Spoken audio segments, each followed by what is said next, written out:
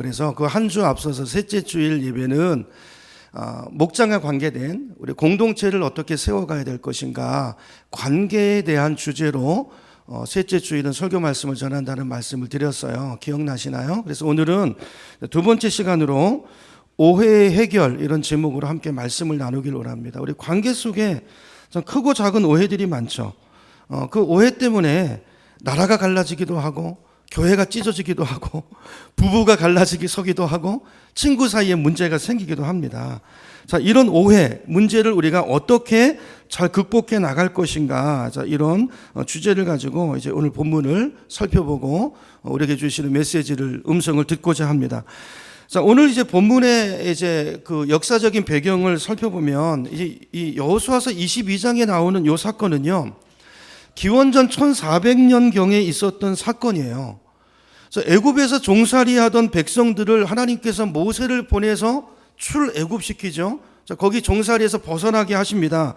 자, 그리고 이제 광야로 가는 여정 속에서 이제 가나안 땅에 들어가는 그 문턱에서 종살이를 하던, 애굽을 탈출해 나왔던 1세대는 거의 많이 죽었어요. 다 죽었어요. 그리고 이제 노예 생활을 한 번도 해보지 않은 새로운 세대가 일어났는데, 자, 이 세대를 데리고 이제 여호수아가, 모세의 후계자 여호수아가 이제 요단강을 건너서 가나안 땅을 정복해야 합니다.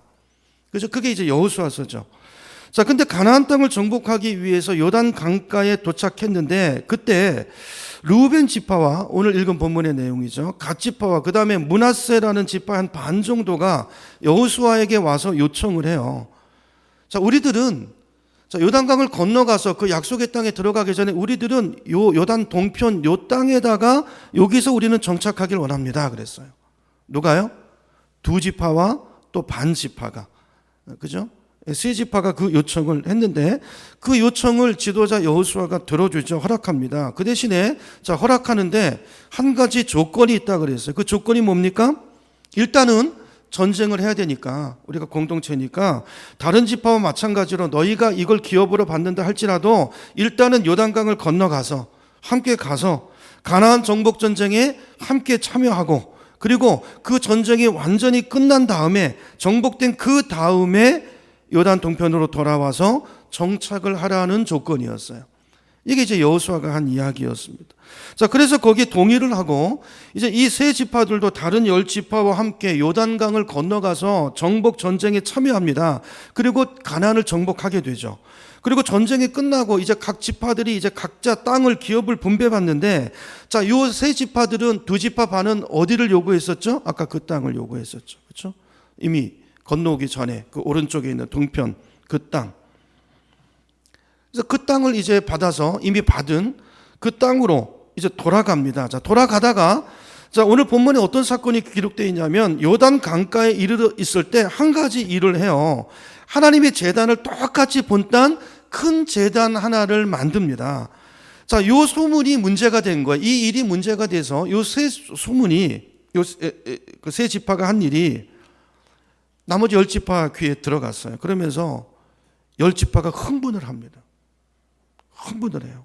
왜냐하면 이들이 볼 때 세 지파가 한 일은, 제단을 따로 독자적으로 만든 이 일은 어떤 일로 보였냐면요, 하나님을 떠나서, 하나님을 버리고 이제 독자적으로 갈라서서 자기들끼리 제사를 지내겠다는, 예배를 드리겠다는 그런 의미로 받아들여진 거예요.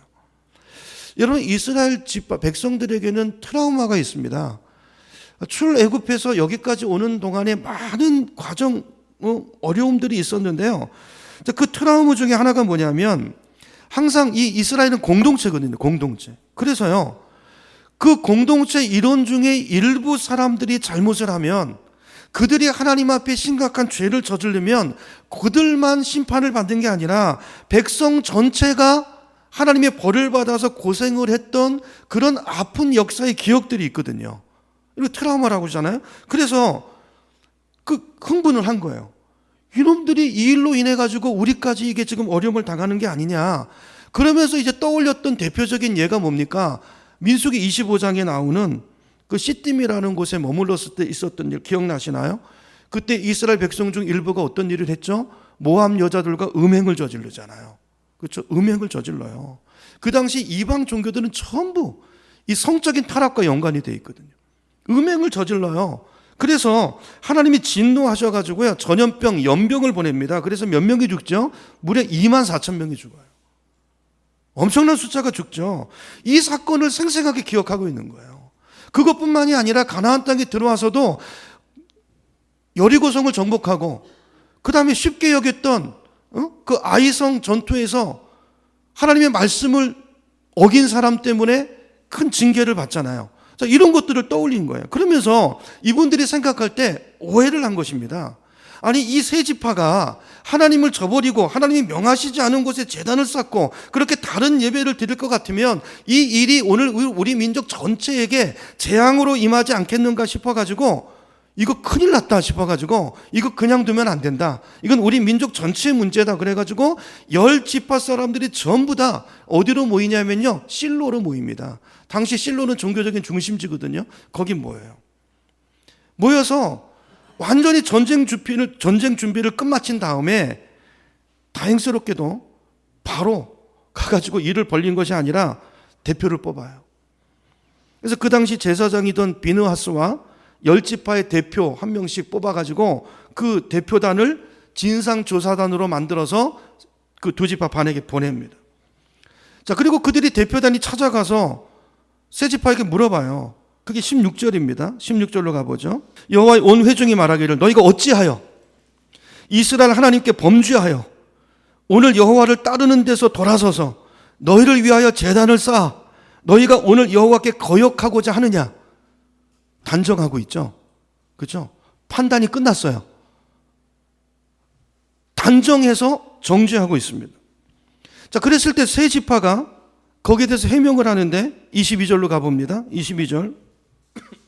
전능하신 자 하나님 여호와, 전능하신 자 하나님 여호와께서 아시나니 이스라엘도 너희들도 알게 될 것이다. 이 일이 뭐죠?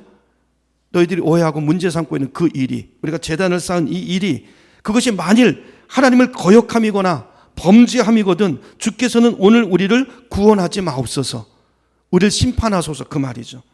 자, 그러면서 설명하는 것이 뭐냐면, 우리가 이 제단을 쌓은 것은 당신들이 생각하는 것처럼 하나님을 저버리기 위함이 아니고 우리 나름의 어떤 목적이 있다는 것입니다. 선한 목적이라는 것입니다.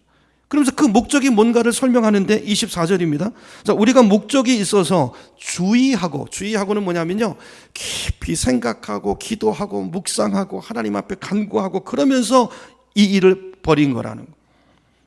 우리가 어떻게 생각했냐면, 곧 생각하기를 후일에 너희 자손이 우리 자손에게 말하여 이르기를 너희가 이스라엘 하나님 여호와와 무슨 상관이 있냐. 무슨 말이냐면 세월이 많이 지난 후에 그 말이에요. 우리 자손들도 몇 대가 내려가고 너희들도 자손이 몇 대가 내려가면 너희와 우리는 가깝지만 지금 강 사이를 두고 이렇게 나눠져서 사는데, 그때 가서 너희 3, 4대, 5대 후손이 우리 3, 4대, 5대 후손 보고 너네 뭐야? 누구니?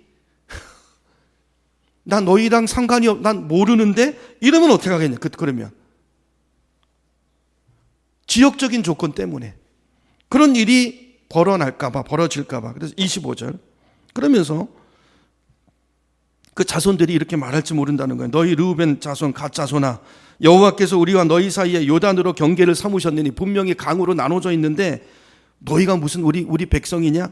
우린 모른다. 너희 자손이 우리 자손에게 여호와 경외하기를 그칠까, 그러니까 예배도 못 드리게 할까, 이런 일도 일어날까 하여 염려한다는 말이에요. 그래서 26절에 우리가 말하기를 우리가 이제 한 제단 쌓기를 준비하자 의논하고 이렇게 했노니 이는 번제를 위함도 아니고 다른 제사를 위한 제단이 아니라는 거예요. 이해가 되시나요? 세월이 많이 지나서 말씀드린 것처럼 후손들이, 여러분 그렇잖아요. 우리도 보면은 이 후손들끼리 밑으로 내려가면 서로 친척끼리도 애들이 잘 모르는 경우가 있잖아요. 그때 모른다. 저들은 우리 민족이 아니다. 동족이 아니다. 그리고 예배드리러도 못 오게 막고 이런 일이 일어날지 모르기 때문에 그때를 대비해서 아니다. 우리는 한 민족이야. 같은 하나님을 섬기는 사람이야 라는 것을 그때 증명하고 그들에게 보이기 위해서 그대로 제단의 모양을 본따와서 똑같은 제단을 만들어 놓은 거라는 거예요. 여기서 다른 예배를 드리기 위함이 아니고, 신명기에 보면 하나님이 예배 장소를 정해 놓으셨잖아요. 근데 그 말씀을 어기고 다른 데서 다른 예배를 드리려고 하는 게 아니라 그 일을 위해서 제단의 목적이 다른 목적이라는 것입니다. 엄청난 오해가 있었던 거죠. 열지파 생각에는 여호와를 저버리고 단을 쌓는 것인 줄 알았더니 그게 아니고 거꾸로 우리는 같은 하나님을 섬기는 백성입니다 라는 것을 이야기하고 보이기 위해서 단을 쌓은 거라는 거예요. 그 자칫 잘못했으면 큰 전쟁으로 많은 사람이 죽을 뻔했던 일이 은혜롭게 잘 마무리가 됐어요. 31절로 가봅니다. 31절. 제사장 엘르아셀의 아들 비느하스가 르우벤 자손과 갓 자손과 므낫세 자손에게 이르되 우리가 오늘 여호와께서 우리 중에 계신 줄을 아노니 이는 너희가 이 죄를 여호와께 범하지 아니하였음이니라. 조사단의 결과죠. 결론이죠. 보고죠. 너희가 이제 이스라엘 자손을 여호와의 손에서 건져내었느니라 하고, 이 32절 밑에 가보니까 이제 가나안 땅 돌아가서 보고를 하죠. 33절. 자, 뭐라고 보고합니까? 그 일이 이스라엘 자손을 즐겁게 한지라.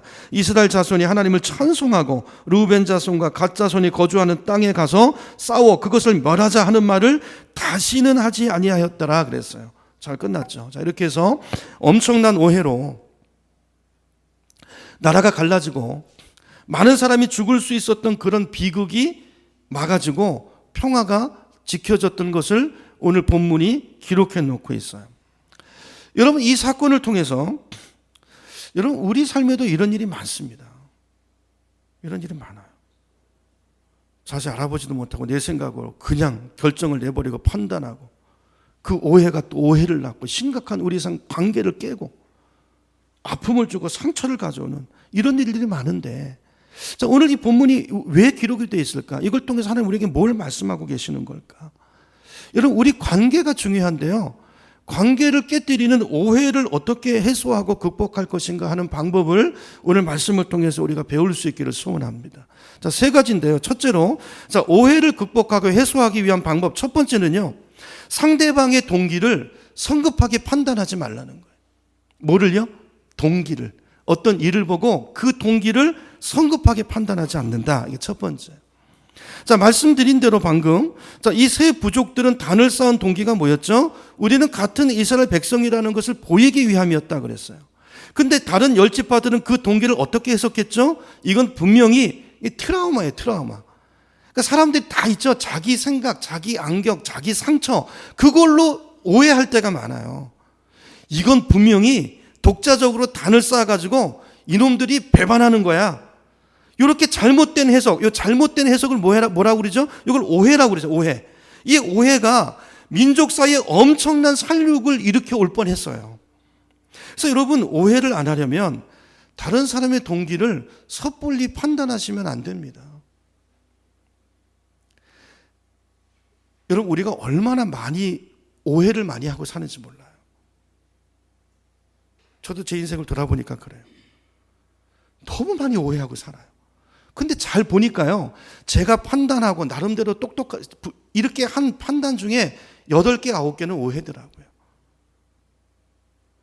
제가 이제 부목사로 있을 때 이런 일이 있었어요. 제가 맡고 있는 교구에 믿음 생활을 잘하던, 이제 다른 타지에서 남양주에서 이제 이사 오신 분인데, 굉장히 신앙생활을 잘 하시는데 이렇게 열심히 하시다가 갑자기 어느 주일날 빠졌어요. 한 번도 빠진 적이 없었거든요. 제가 전화를 하니까, 목사님, 그 손님이 갑자기 오셔서 못 나왔습니다. 아무렇지도 않게 얘기를 하시더라고요. 그래서 뭐 그런가 보다 했는데, 다음 주일날 또 안 오신 거예요, 또. 애들도 안 와요, 애들도. 그래서 이제 또 바로 사무실에 전화를 드렸더니, 이번엔 또 갑자기 급한 일이 생겨가지고, 지난주는 손님이 오셨고, 지금은 급한 일이 생겨서 못 나오셨다는 거예요. 너무 그럴싸하게 진짜 아무 일 없는 것처럼 얘기하셔가지고, 뭐 농담도 하시고, 그런가 했어요. 근데 그 다음 주에 또 안 나오신 거예요. 몇 주 빠진 거죠? 3주 빠졌어요. 이건 뭔가 문제가 있다. 좀 수상쩍다. 뭔가 이게 일이 있다. 이제 신방을 갔죠, 신방. 급습해서 신방을 갔어요, 사업장으로. 신방을 가니까 처음에 이제 갑자기 와가지고 당황하셔가지고, 뭐 미안해 하시고, 뭐도 내오시고, 교회 빠진 것도 이렇게 하시고, 여러 가지 이야기를 하시다가 드디어 한참 이야기하다가 식사 중에 교회를 왜 안 나오셨는지, 세주를 왜 빠졌는지 진짜 이유가 나왔어요. 진짜 이유. 그 이유가 뭐냐면 담임 목사님이 자기들을 싫어하신다는 거예요. 목사님이 우리를 미워하세요, 그런 거. 그래서 우리 교회 옮기려고요. 3주 동안 다른 교회 간. 그래서 제가 깜짝 놀래고, 아니 목사님 왜 집사님 가정을 미워하십니까? 그랬더니 아니라는 거예요. 자기 말이 맞다는 거예요. 맞다는 거예요. 그러면서 당시 그 교회가 너무 오래돼가지고 리모델링을 하고 있었거든요. 리모델링을 막 하고 있었는데, 건축 헌금 약정을 막 하고 있었는데, 자기네들이 건축 헌금 약정을 적게 했기 때문에 목사님이 눈밖에 나서 자기를 미워한다는 거예요. 그러면서 목사님이 자기네들을 미워하는 증거로 이야기하는 게 뭐냐면, 교회 안 나오게 바로 전날 어떤 일이 있었는데, 그게 뭐냐면요, 전주일날 자기 자녀가 이제 그 남양주에 살다가 이제 이분들이 먼저 오고 자녀들은 이제 거기 사는데 방문을 했어요. 부모님네 방문했는데 이제 얼마 이제 아기를 낳고 산후조리 끝나고 이제 부모님 보여드리려고 이제 왔는데, 보통 때는 이제 그 제가 섬기던 그 교회 전통이 젊은 가정이 와서 이제 아기를 낳아서, 아기가 처음 교회에 나오면 앞으로 나오게 해서 강단에서 목사님이 아기를 안고 축복 기도를 해줍니다. 전교회 앞에서. 근데 그날 그거 안 했다는 거예요. 그걸 안 했다는 거예요. 그러면서 그걸 해석하는 거예요. 왜 안 해줬는가? 이건 분명히 안 할 리가 없는데, 자기네들이 건축 헌금 약정을 많이 할 거로 목사님이 기대했다가 자기들이 그걸 기대 못 미치니까 그게 섭섭 미운 감정이 들어서 손자가 왔는데도 기도도 안 하고 자기네들을 미워한다는 거예요. 그러면서 그때부터 목사님이 이제 자기들을 보는 태도가 완전히 달라졌다는 거예요. 그러면서 한 가지, 두 가지 이유를 꼽는데, 제가 들어보니까 정말 그래요. 그런 것 같아요. 너무 논리적이에요.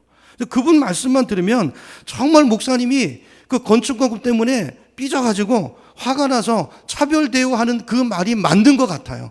정말 맞는 거, 얼마나 논리적이고 얼마나 그렇게 이야기 설명을 잘하는지. 근데요, 제가 거기 동의를 할 수가 없는 거예요. 왜냐하면 제가 행정목사란 내막을 잘 알거든요. 그 교회는 그때 담임 목사님이요, 재정권이 없습니다. 교회 분쟁이 있어가지고. 그래가지고 헌금이 담임 목사한테 보고가 안 올라가요. 안 올라가요. 교인이 모르는 거죠, 그 상황을. 장로님들 간에 그것 때문에 모르는 거예요. 그러니까 담임 목사님이요, 지금 그것도 문제가 아니고 자기 코가 석자예요. 지금 뭐 분쟁으로 막 이게 뭐 너무 이게 엎치고 덮치고 힘든 상황이에요. 그리고 결정적인 거는 누가 헌금을 얼마 하는지를 전혀 몰라요. 장로님들만 알아요. 재정 담당하시는 분만 알지, 저도 모르고 부목사도 모르고, 보고가 아예 제 라인을 통해서 전에는 올라갔는데 이게 안 올라간 지 오래됐거든요. 그러니까 그분이 그 말씀을 안 하셨으면요, 그분이 헌금을 조금 했는지 아닌지도 모르는 거예요. 근데 말씀을 하셔서 알게 된 거예요. 이제 그 설명을 했어요. 교회 깊숙한 얘기를 또 못 하잖아요. 다만 지금 목사님 그거 모르신다는 이야기를 제가 행정목사로서 제가 이제 얘기를 한 거예요. 그리고 목사님이 지금 여러 가지 일로 일이 겹쳐서 그런 거지. 그리고 그 손자분인 줄 알고 보고가 잘 올라갔으면 축복하셨을 겁니다. 그거 절대 목사님 그런 거 아니고, 그런 일로 절대 집사님 가정을 미워하고 그럴 수가 없습니다. 간곡하게 말씀을 드려서 이분이 오해를 풀고 이제 교회 생활을 이제 계속 이제 잘 나오시게 된 그런 일이 있었어요. 생각해 보세요. 그 오해가 풀리지 않았다면 그분 교회 생활이 어떻게 됐을까요? 어려웠겠죠. 어쩌면 믿음을 다 까먹었을지도 몰라요.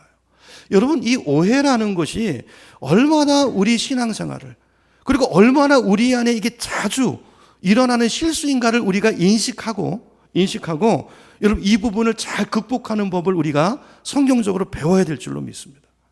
우리가 어떤 분을 오해하기 시작하잖아요. 일단 그 사람에 대해서 오해라는 안경을 딱 끼우기 시작하면 그 다음부터는요, 그 사람이 하는 말이나 행동이나 표정이나 태도가 전부 다 내가 갖고 있는 오해를 확인해 주는 쪽으로 가요. 왜냐하면 사람은 보고 싶은 걸 보는 거거든요.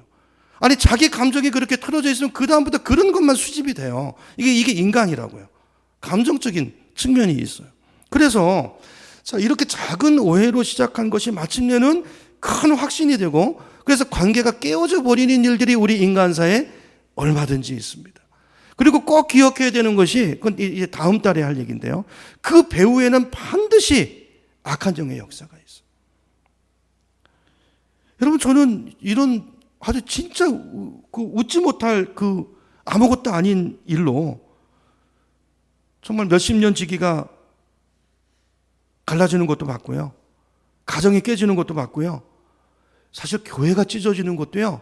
교회가 갈라지는 것도 어처구니 없는 일 때문에 그런 경우들이 많아요. 여러분, 이 오해의 파괴력을 아셔야 됩니다.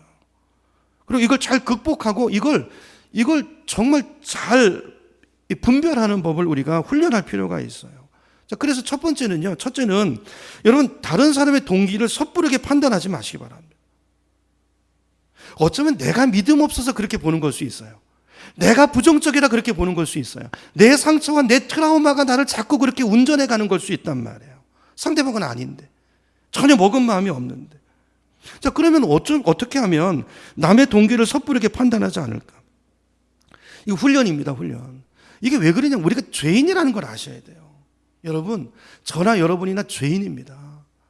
우리 속에 그 끈질긴 죄성이 있어요. 거기 또 마귀가 떡지덕지 붙어 있어요. 그래서 이제 방법 첫 번째는요, 조금이라도 오해 요소가 있으면 좋은 쪽으로 생각하는 훈련을 하세요. 그게 방법이에요. 조금이라도 좋게 해석해 줄 요소가 있으면 그렇게 하세요. 그렇게 받아들이세요. 왜냐하면 말씀드린 것처럼 우리는 죄인이기 때문에 우리가 객관적인 것 같지만 안 그래요.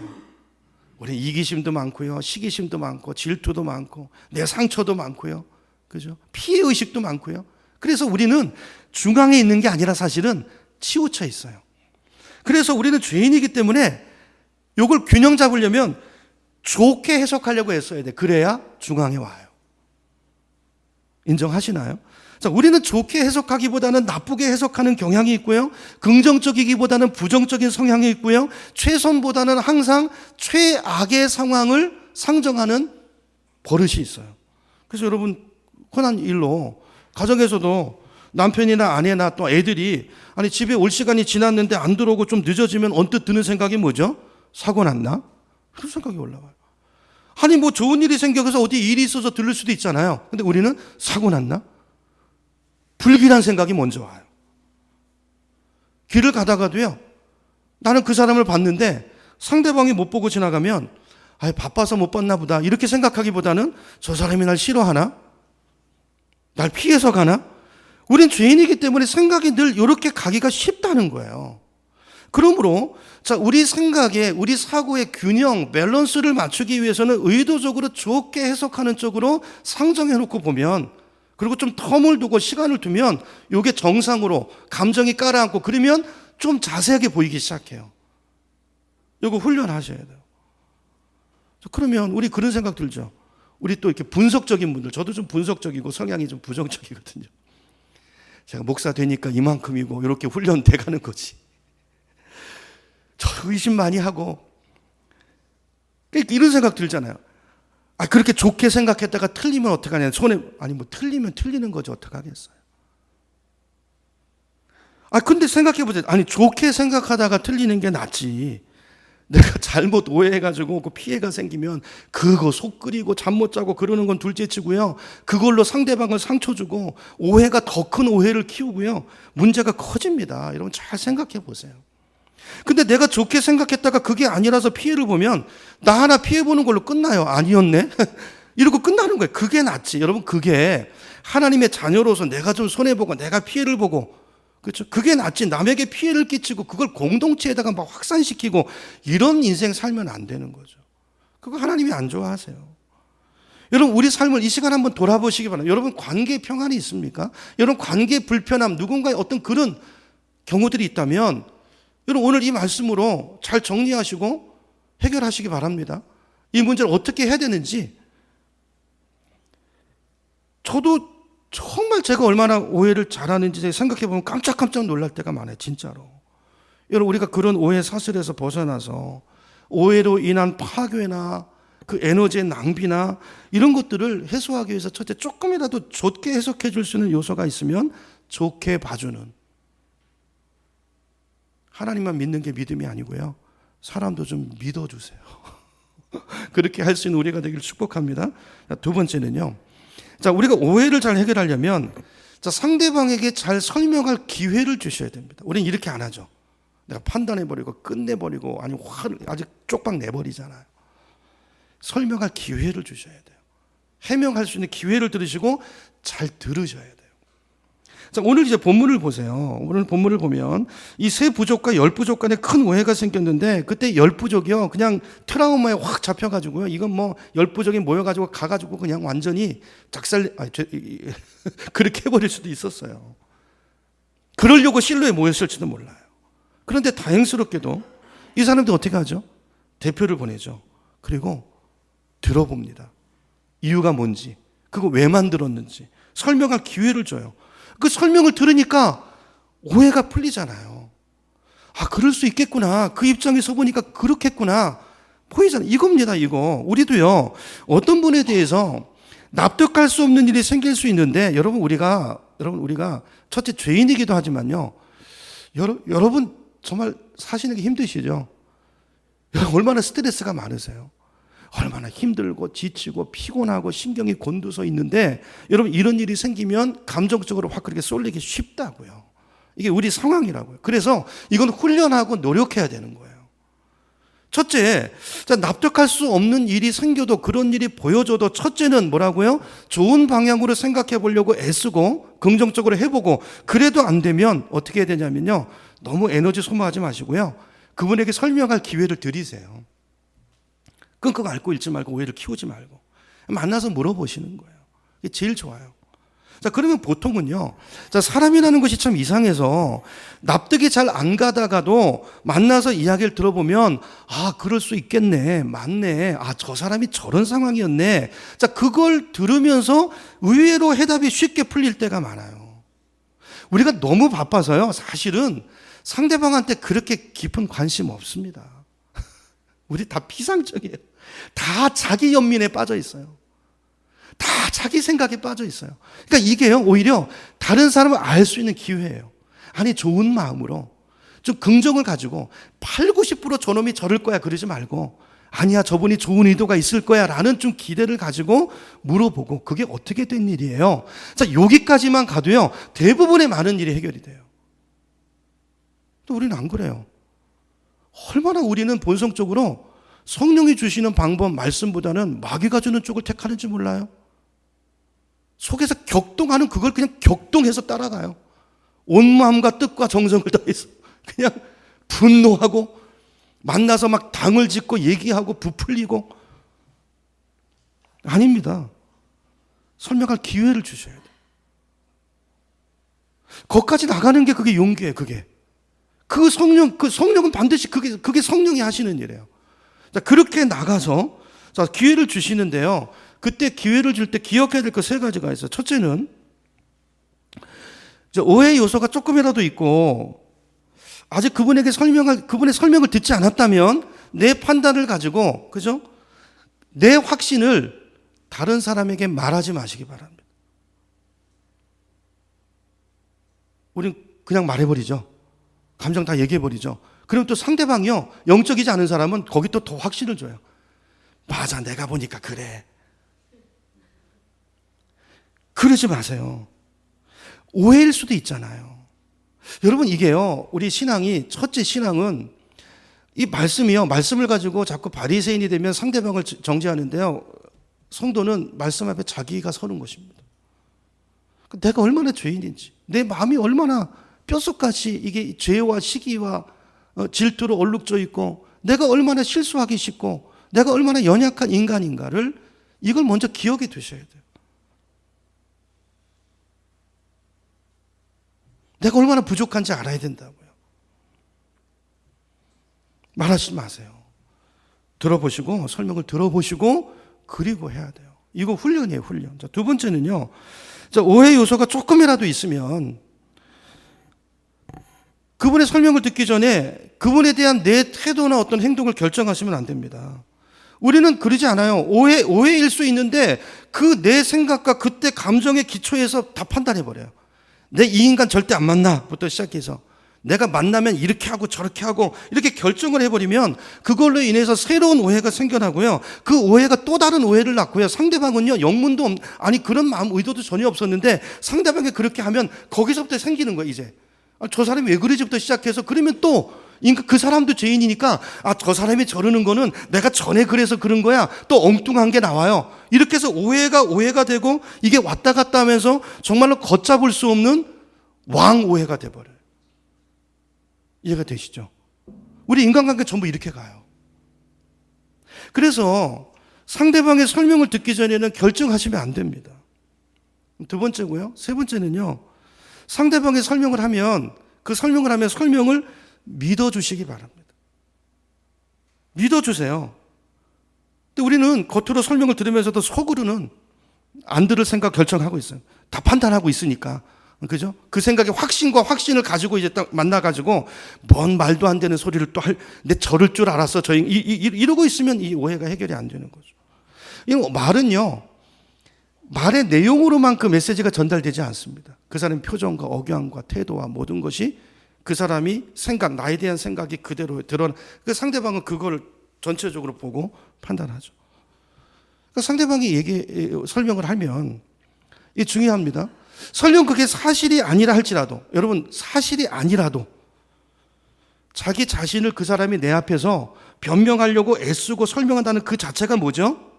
그 사람은 그때 잘못해서 연약해서 그 죄를 실제로 저질렀을 수도 있어요. 거짓말하는 걸 수도 있어요. 근데 지금 내 앞에서 변명하고 있다는 그 사실은 뭐죠? 나는 당신과 화평하고 싶다 그 말이에요. 맞죠? 그러면 속아주는 거예요. 그걸 받으시는 거예요. 그걸 받고 나는 당신과 나도 죄인이고 저 사람 죄인이에요. 여러분, 나는 실수 안 합니까? 우리도 그러잖아요. 우리도 거짓말 하잖아요. 잘못해놓고 덮으려고. 그거 알면 큰일 날까 봐. 그러니까 이게 죄인이라는 걸 서로 좀 접고 가자고요. 나도 죄인이고 저분도 약하단 말이에요. 어떨 때는 악한 게 아니고요. 약해서. 요거 줄 하나 차이지만 악한 게 아니라 약해서 그럴 수 있다고요.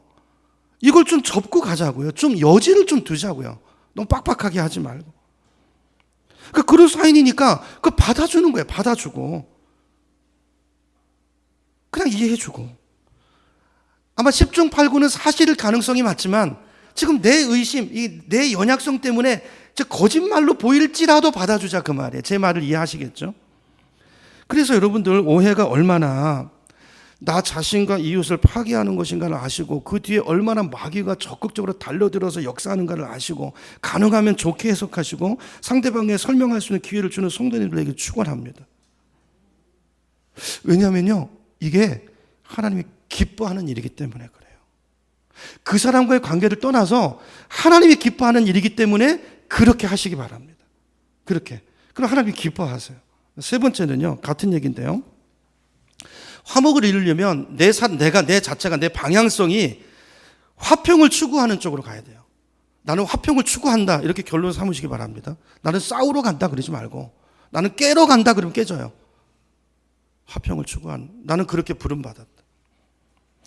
어떤 사람이 나한테 섭섭한 일을 하거나 이해할 수 없는 일을 할 때 이런 제일 쉬운 게 뭐냐면요. 그냥 화내버리는 겁니다. 화내버리고 관계를 끊어버리는 거예요. 너밖에 없냐? 안 만나면 끊어버리는 거예요. 그러면요, 누가 슬퍼하실까요? 하나님이 슬퍼하세요. 여러분, 그 슬픔을 들으실 줄 아세요. 그래야 성도인 거예요. 내 안에 성령이 와 계세요. 전엔 이렇게 살았지만 이제 그리스도가 내 안에 오셔서 그분은 화목의 영이세요. 하나 되게 하는 영이세요. 우리를 양자 삼으시는 영이세요. 나를 하나님의 자녀로 만드시는 그 성령님이 저분도 연약하지만 저분도 죄인이지만 그 속에서 그분을 거룩하게 성화시켜 가시면서 그분도 자녀로 삼으시고 우리를 형제로 엮으시고 이 성령이 우리 안에서 슬퍼하신다. 그 제일 편해요. 단절해버리고 안 만나고. 세상에서 그렇게 하면 돼요. 근데 교회는요, 여러분, 가족은 그렇게 할 수 없어요. 내가 이 가정에 이 아버지, 엄마를 만나려고 태어난 사람 아무도 없고요. 태어나 보니까 그분이 아버지고 어머니예요. 그분이 부족하고 나도 부족하고 묶어두시고 세상에서 인간관계 하듯이 살지 않도록 가정을 주시고 교회를 주신 것입니다. 보기 싫어도 그 사람을 만나고 내 소원이니까 화평하기를 힘써라. 너는 나한테 내가 너의 1만 달란트 빚을 내가 탕감해 줬다. 예수님 말씀하시죠. 저 사람이 너한테 1달란트 그거 가지고 그렇게 하면 너는 십자가를 모르는 자다. 성령이 내 안에 얘기하십니다.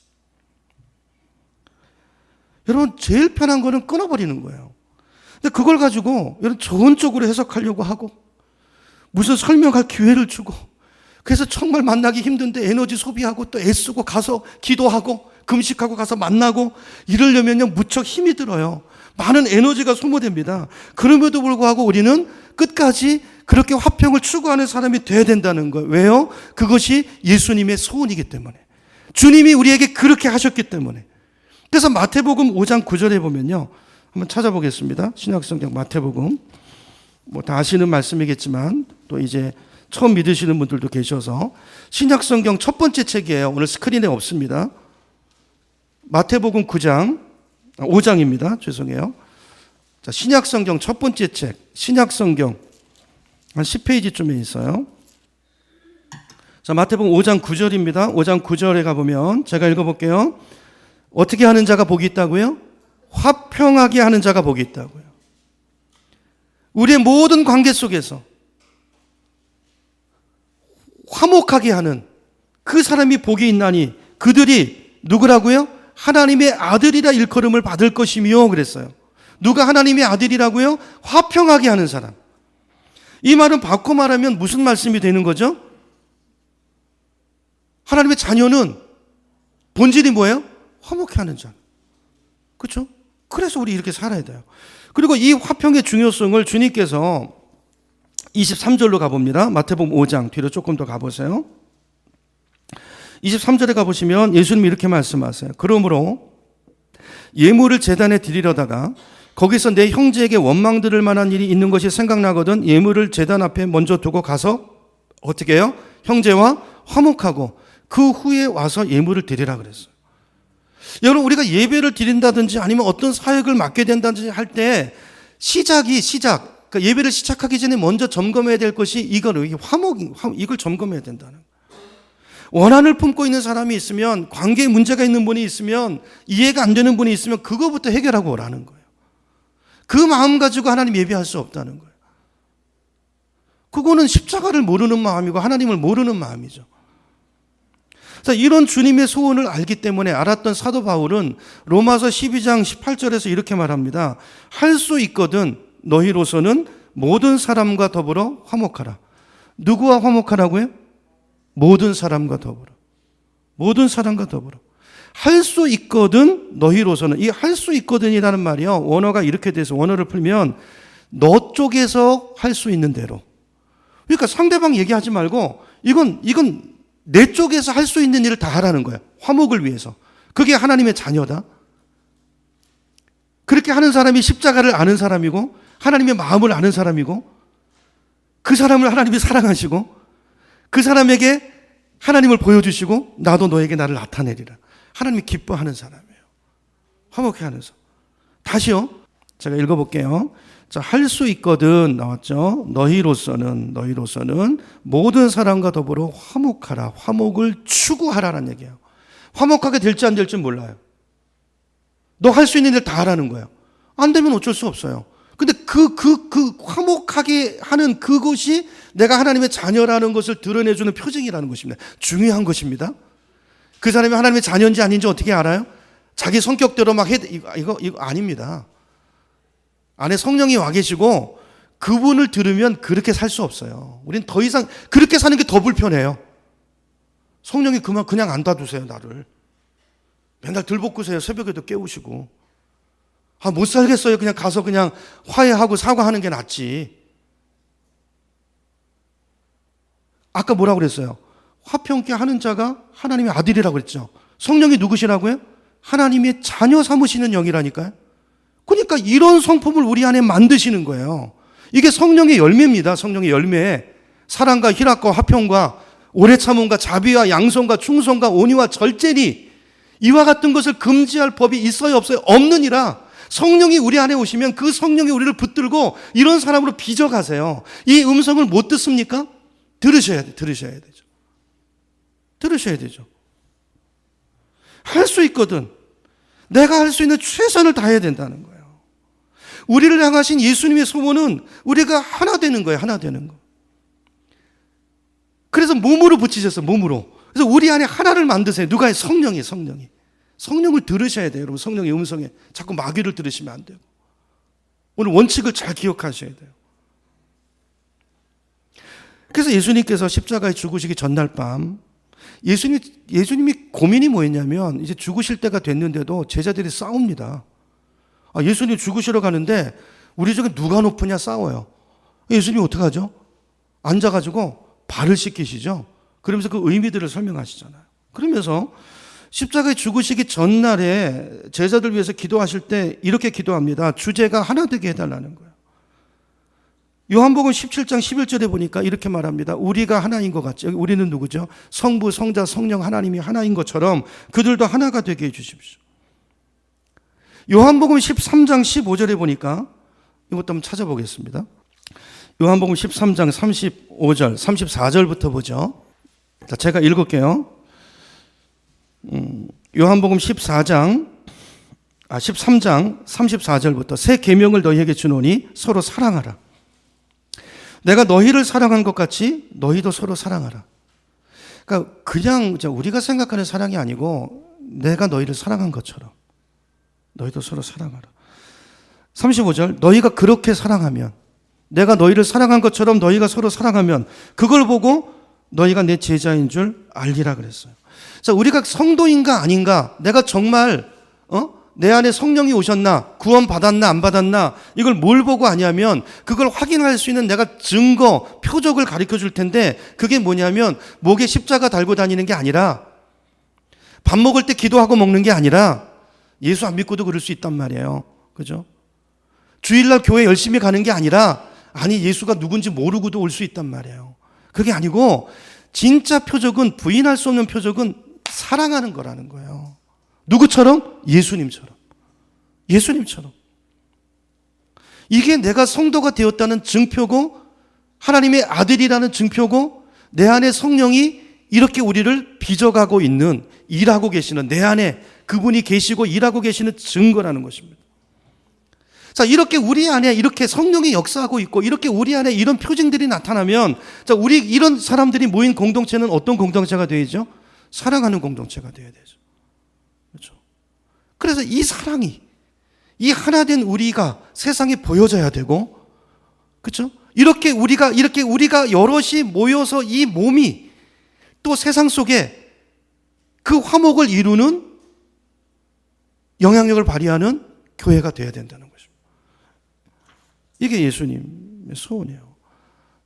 시간이 많이 가서요. 또 다음 달에 또 이어서 나누기로 하고요. 그래서 이번 일주일 동안, 사순절 기간 동안, 여러분 부활절 이 기간 동안에 금식하시면서 여러분 요 기간을, 요 3주간을 화평의 주간으로 선포하시기 바랍니다. 여러분. 이게 십자가의 정신이에요. 사순절의 정신은.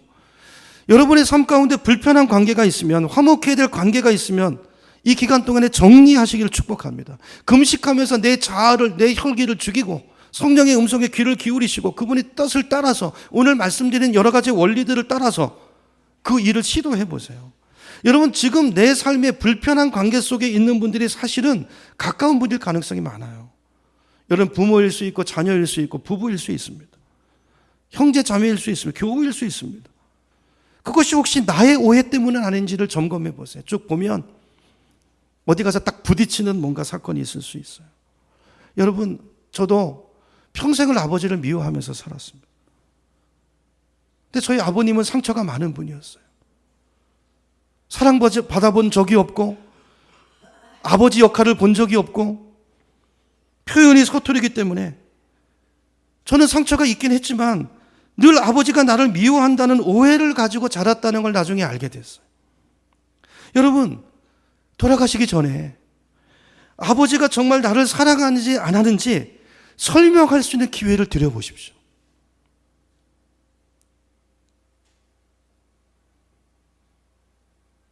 내가 너를 사랑하지만 미안하다. 99.9%가 그 대답이 나오실 거예요. 사랑하시는데 내가 잘못 나갔다. 근데 그걸 어찌 할 줄 몰라서 울고 계시는 그 한 연약한 인생을 보게 될 것입니다. 부부끼리도 서로에게 있는 아픔이, 여러분, 남자와 여자가 정말 많이 다릅니다. 사실은 사랑하기 때문에 간섭도 하고 이러는 건데 남자는 여자 표현 방법을 모르고 그 언어를 모르고 서로 언어를 모르기 때문에 남편은 아내가 자기를 이해하지 못한다고 생각하고 아내는 남편이 자기를 사랑하지 못한다고 생각하고 있을지 몰라요. 설명할 기회를 드리시기 바랍니다. 너무 중요한 거, 우리는 이거 없이 살아요. 너무. 설명할 기회를 줄 때 다시 한번요, 세 가지를 기억하셔야 돼요. 설명할 기회를, 그러니까 대화를 말하는 거예요. 뭐 거창하게 설명해 이러시면 안 되고 대화죠. 대화.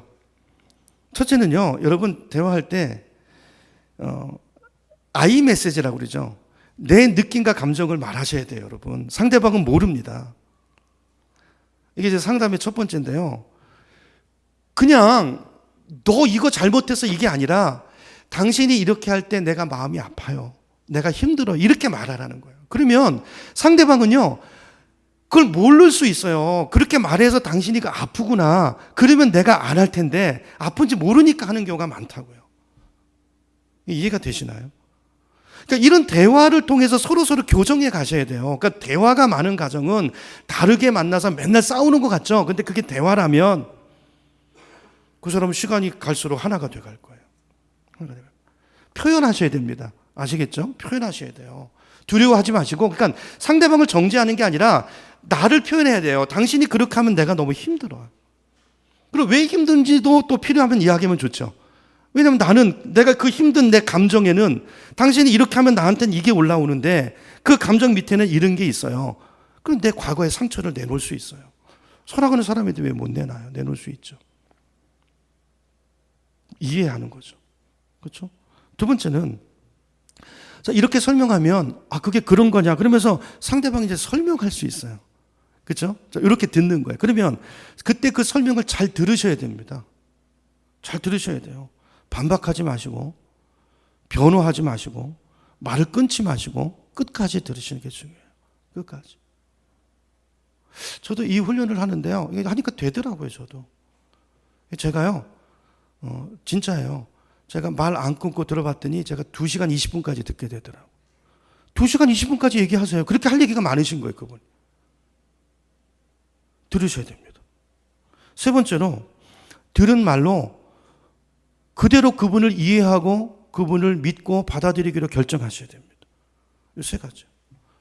이게 정확하게 하나님이 우리에게 하신 일이에요.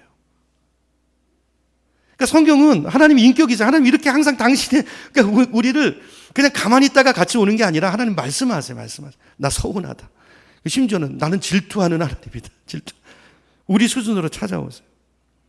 자, 이렇게 하실 때 하나님께서 여러분에게, 우린 두려움 때문에 또는 방법을 몰라서 우리가 관계를 자꾸 나쁘게 가져갈 때가 많은데요. 자, 우리가 이렇게 성령 안에서 배워가고 이렇게 순종해 가면 하나님이 우리에게 자유를 주시고 오해로 인해서 맺어졌던 관계에서 우리를 해방시켜 주시고 서로 용서하고 용서받는 놀라운 기쁨, 서로 이해하고 이해받는 이 기쁨을 맛보게 해줄 줄 믿습니다. 교회는 그런 곳이어야 돼요. 이해하고 이해받는 기쁨이 있는 교회. 나를 그냥 드러내도 안전한 공동체.